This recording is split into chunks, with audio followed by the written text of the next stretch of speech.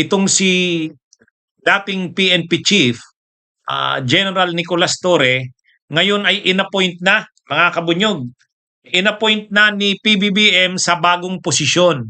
Matagal na nating itong hinihintay kung ano ba yung bagong posisyon na ibibigay kay General Torre.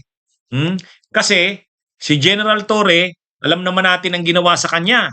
Unceremoniously, tinanggal na medyo nga marami ang nag-react doon sa pagkakasibak kay General Torre.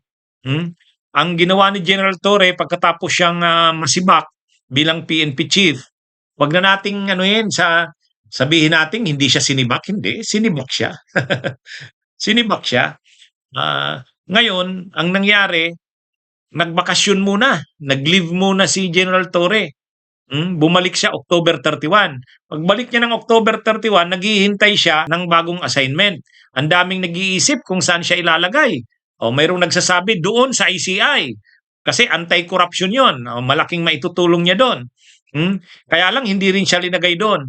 Marami pang nag-iisip kung saan siya ilalagay. Ngayon, finally, inappoint na siya bilang General Manager ng MMDA.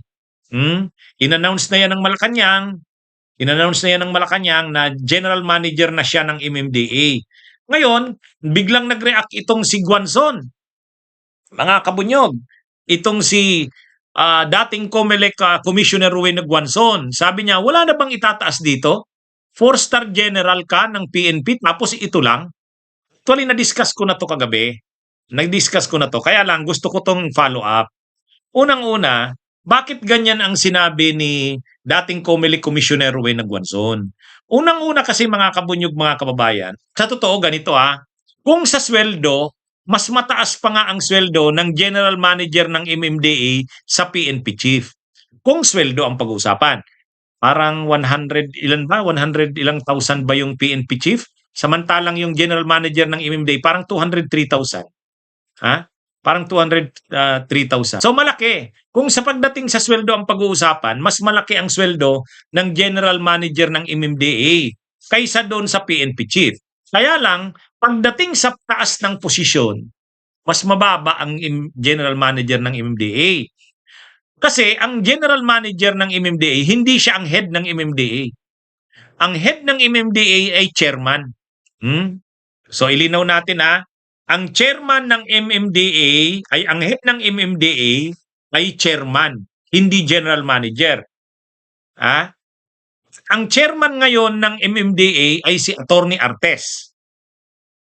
Si Attorney Artes. Siya ang MMDA chairman. Maaalala natin nung panahon, si dating Senador Tolentino ay ginawang MMDA chairman ni Pinoy. Maaalala rin natin, si Benhur Abalos ginawa ring MMDA chairman noon.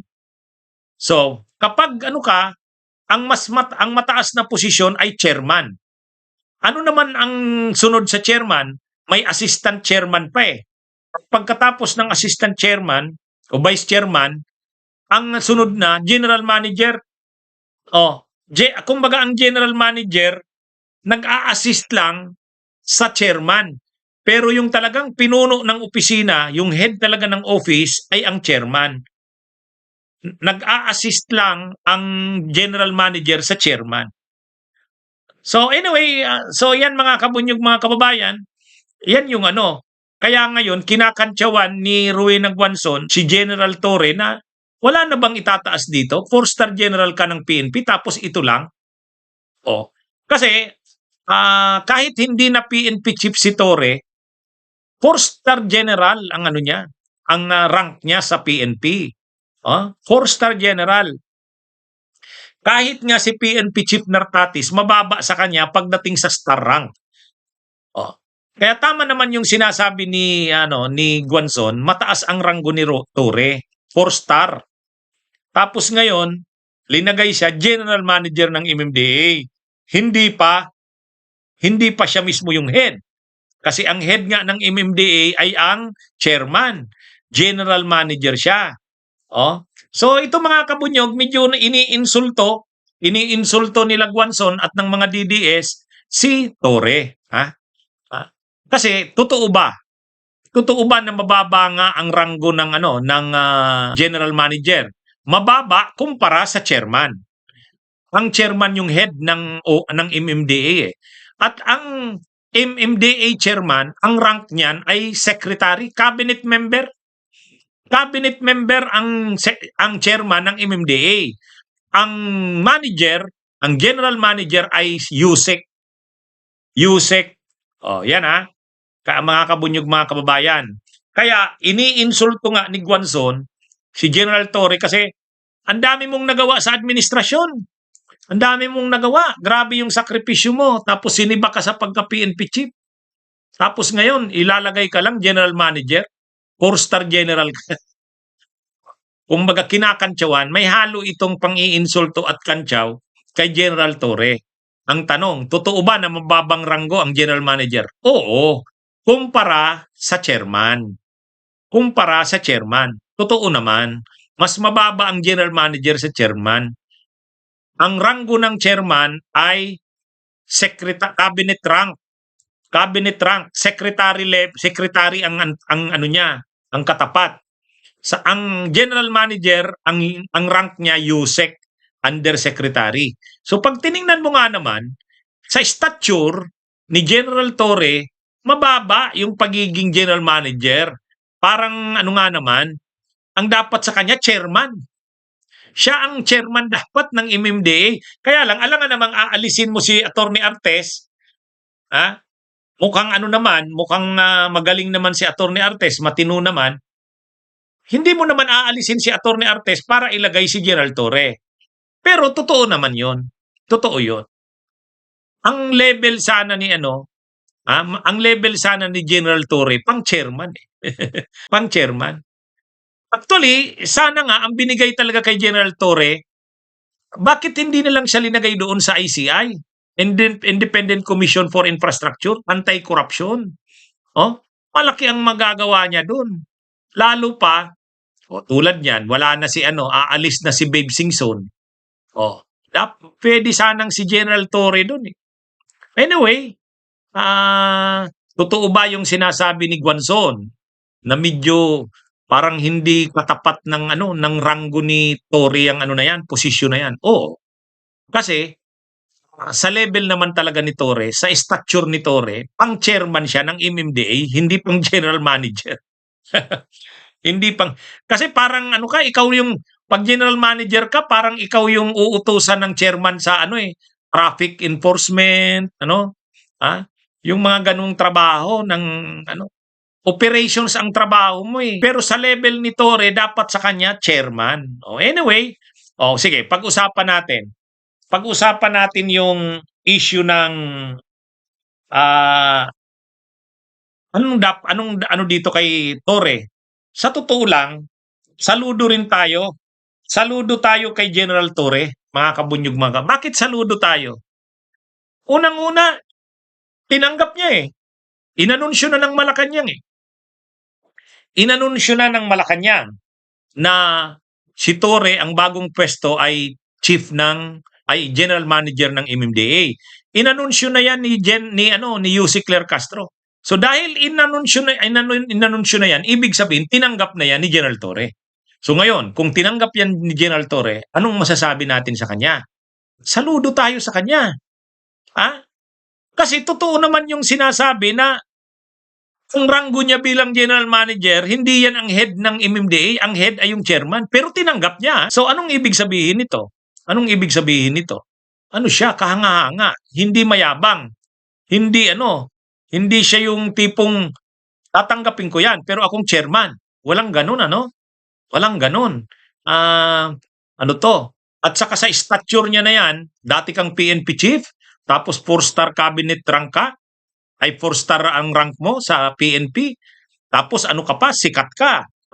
Tapos gagawin sa'yo, parang pangatlo yun eh. Kasi chairman, tapos may vice chairman pa, tapos general manager na. So, pero hindi nagreklamo si General Torre. Tinanggap niya. So, ibig sabihin, nakakasaludo na. Dapat saluduhan siya sa ganyan. Hindi siya mayabang. Hindi siya hambog. Pero kahit sa totoo lang, yun nga, kinakantyawan nga ni Guanzon kasi bakit naman tatanggapin mo yung ganyang posisyon? Hindi naman bagay sa'yo yan, sa level mo, sa stature mo. O, pero tinanggap ni Torre. Hmm? Ibig sabihin nito, mga kabunyog, mga kababayan, ano siya? Kung anong ibigay mo sa kanyang trabaho, tatanggapin niya. Hindi siya after sa, dapat siya ang boss, dapat siya ang ano, hindi. Ha? Hindi. Oh, so, ibig sabihin nito, ibang klase rin itong si General Torre. Pero may nakita naman tayo. May nabasa tayong post. Ang sabi naman, ano daw yan? Graceful exit na yan. Parang binigay na lang yan sa kanya para sa graceful exit. Hindi natin alam. Hindi natin alam. Pero yun na nga mga kabunyog, mga kababayan. Ang sinasabi lang natin dito sa talakayan natin ngayong gabi, totoo ba na mababa yung ranggo na yon para kay General Torre? Yes. Kasi nga, General Manager, mababa yan sa chairman ng MMDA. Sa level ni General Torre, pang-chairman siya eh. Kaya lang, anong masasabi natin? Sa isang banda rin, sasaluduhan mo rin si General Torre. Kasi hindi siya mahambog, hindi siya mayabang. Yung tanggapin mo na magiging general manager, tapos ang chairman si Attorney Artes, mas magaling naman dun si General Torre at mas sikat at mas kilala. Pero tinanggap niya. Tinanggap niya. Anong ibig sabihin niya? Hindi siya mayabang. Hindi siya naghahanap ng posisyon. Hindi siya naghahanap ng posisyon. Kaya sasaluduhin pa rin natin si General Torre diyan sa bagay na 'yan. Ibang klase 'yan, ganyan, no? Kasi yung stature niya dapat siya yung pinuno doon eh. Anyway, tinanggap na daw ni General Torre kasi inanunsyo na nga ng Malacanang. Inanunsyo na. Pero kung tayo lang bakit naman yun lang ang ibinigay kay bakit naman yun lang ang ibinigay kay General Torre na posisyon? Mas kailangan siya sa ibang trabaho eh. Mas kailangan siya sa ibang trabaho. Dun sana sa ICI, Independent Commission for Infrastructure, anti-corruption yun. Kaya sayang, hindi masyadong na-maximize yung ni Torre. Diyan kasi pagdating diyan sa MMDA, marami pa namang pwede niyan. Pero itong sa anti-corruption, ito talaga yung nangangailangan ng matitibay ang dibdib. Yung hindi mo kayang hindi mo kayang sindakin. Diyan sana yung mga bagay kay General Torre. Kung si General Torre sana ang nandun sa ICI, Independent Commission for Infrastructure, matatakot yung mga politiko. Matatakot. Ibang klase to, hindi natin kaya. Alamin natin sa mga susunod na araw, hindi pa naman naglalabas ng statement si General Nicolas Torre. Mga kabunyog, hindi pa natin alam anong niya. Ano bang mangyayari diyan? Ano pa lang? Balita pa lang ito, wala pang formal or official na statement ang si General Torre. Pero ang isang bagay dito, tulad ng nasabi natin, bagamat parang hindi bagay sa kanya yan kasi sa stature niya, pero believe tayo kay General Torre dahil tinanggap niya yan. Para ibig sabihin nito sa part niya, hindi siya after sa siya dapat yung mas mataas ang posisyon, hindi. Kaya saludo rin tayo sa kanya. Anyway, abangan natin kung anong paliwanag diyan ni General Torre, bakit niya tinanggap yan. Ito naman si Guanzon, masyado naman. Panay na lang ito panlalait, pangiinsulto si Guanzon eh. Bunyog, halikan na kasama ka. Bunyog, kapag buklod ay may pag-asa. Luzon, Visayas, Mindanao, isa ang pananaw. Sa bagong Pilipinas ang bunyog isisigaw. Bunyog.